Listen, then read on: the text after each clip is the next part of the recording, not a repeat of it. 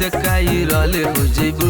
तो वीडियो बनाओ इंस्टा पर वायरल हो जइबू। तो ढोढ़ी दिखाओ इंस्टा पर वायरल हो जइबू।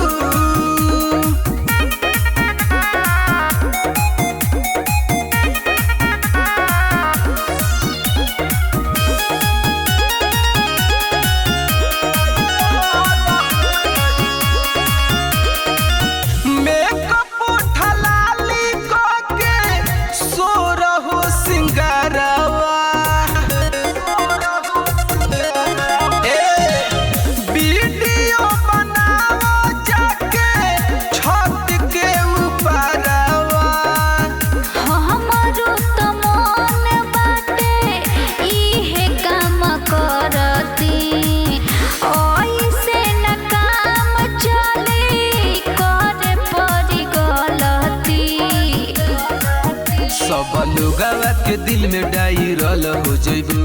तो वीडियो बनाओ इंस्टा पर वायरल हो जइबू।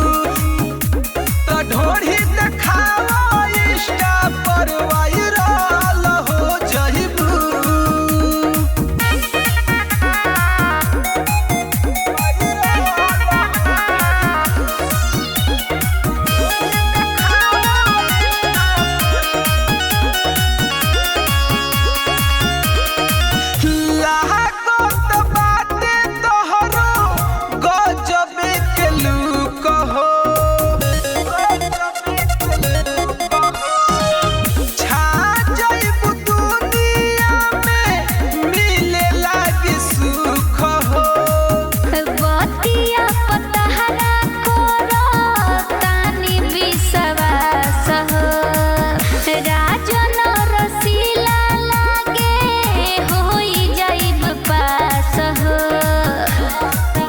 अब सचहु में सुन वायरल हो जइबू।